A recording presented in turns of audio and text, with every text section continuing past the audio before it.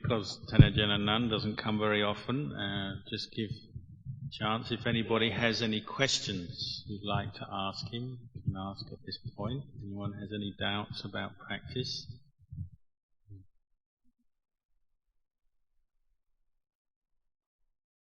The question was how to have metta or kindness arise when you're angry.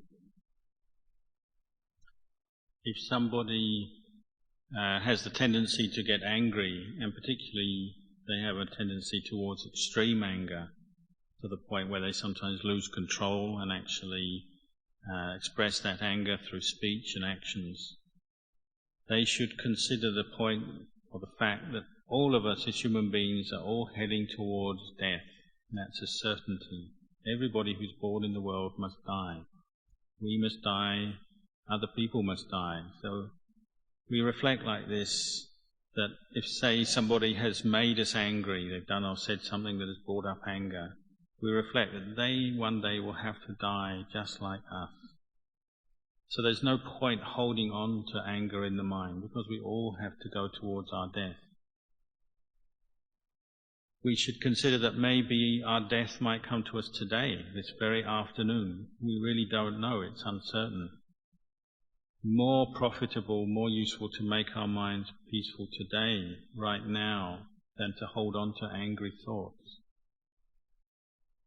Just think, if you did die today and you're angry and with a strong anger in your mind, that might be a cause for you to be reborn in a place of suffering because of that anger. Better to let it go now. Deep down, that's a much more important goal than whatever the anger is telling us to do. Another way is to make a vow or a resolution every morning when you get up. First thing, resolve not to give in to anger. You say, whoever does anything, says anything that would make me angry today, I'm not going to give in to anger and become angry with that person. You make your resolution, you stick to it, and you keep making that resolution every day. Learn how to refuse to give in to your own angry thoughts. And on the positive side, you can also cultivate the meditation on the theme of loving kindness. You can do it as a recollection or a reflection every morning. Again, you get up and you say, may I be happy and well and free from anger. You can do this as a mantra that you bring up from time to time. You recollect this mantra and recite it to yourself. You can also spread the feeling of loving kindness towards others. Again, you do it as a regular practice, maybe first thing in the morning. Develop this feeling of kindness towards others. As you do that regularly, then that has a very powerful effect on the mind. When I notice I'm getting angry, I know that I'm angry, but now that I know that I'm angry, I feel even more angry that I'm angry, and this gives me even more suffering. What should I do to fix this? If one does have anger arising, the important thing is to establish mindfulness. Just know that experience. And if mindfulness is strong and you're able to know that this is an experience of anger and there's suffering, just let it end right there. Don't encourage it, don't indulge it. If you do let your mind stray off into thoughts, say craving, where you want the anger to end quickly, well, that will increase your suffering. The thing to do to remedy that is to always turn to your meditation object.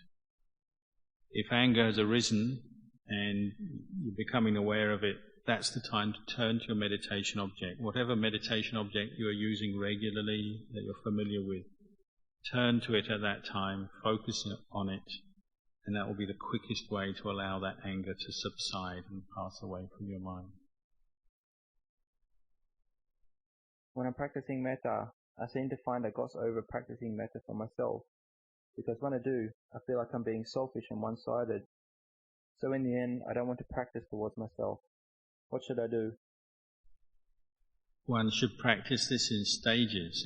If you're doing some metta meditation and you find that it's hard to have a thought of kindness towards oneself, for whatever reason, the best thing is to just postpone that, not think of oneself first. First of all, think of those people that one loves and respects, and that those feelings, those qualities arise naturally and easily.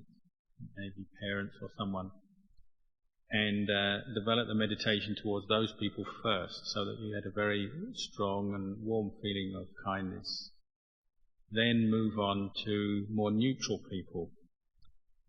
For example, Anan Chan said, if you want to practice metta towards neutral people, meaning anybody, could be strangers, just anybody, might be just people in a certain direction, say everybody in front of me, however many kilometers in front of me, or to the left, to the right of me.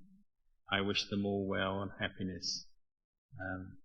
You practice in this way until you're used to and skilled at developing metta towards those you love and respect in particular, and then to more neutral people.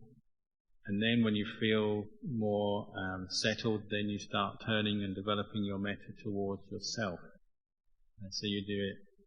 Most meditation teachers will instruct to always start with oneself, then go to others. But in this case, you go to others first, then come back to yourself.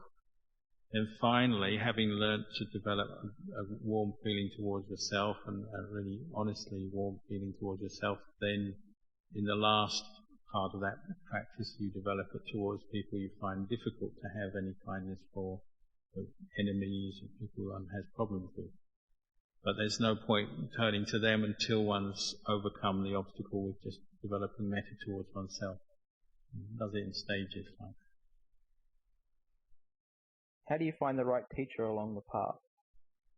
So as a teacher has to be someone who obviously is following the path of practice that the Buddha advised, and is able to explain that path of practice to others.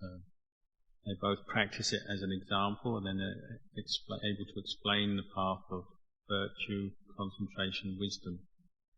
And if what that teacher says is in line with what you understand from your studies and understanding of the Buddhist teachings, and it doesn't diverge from that, and that they're an example of that in their own practice, well, that's a good indication that person can be a teacher for you. And also, in particular, if a teacher, having given you teachings, explained things, cleared up your doubts, and you feel that you have more peace, you gain more peace, more understanding from the teachings that teacher have given, again, that's an indication that the teacher is a suitable teacher for you. But the Ajahn also pointed out, teachers don't always have to be people. We can also learn from our experiences and just from the nature and the world around us. For instance, a tree can be our teacher, because the world around us is displaying the truth, the Dhamma, to us all the time. It's just whether we realize it or not. So a tree can be a teacher in the sense you just observe and notice a tree, how it changes over time, how the leaves grow up, they come out from shoots, they grow up, become lush leaves, and then after a while they shrivel, they fade, they drop off that tree and go to the ground and go back into the earth.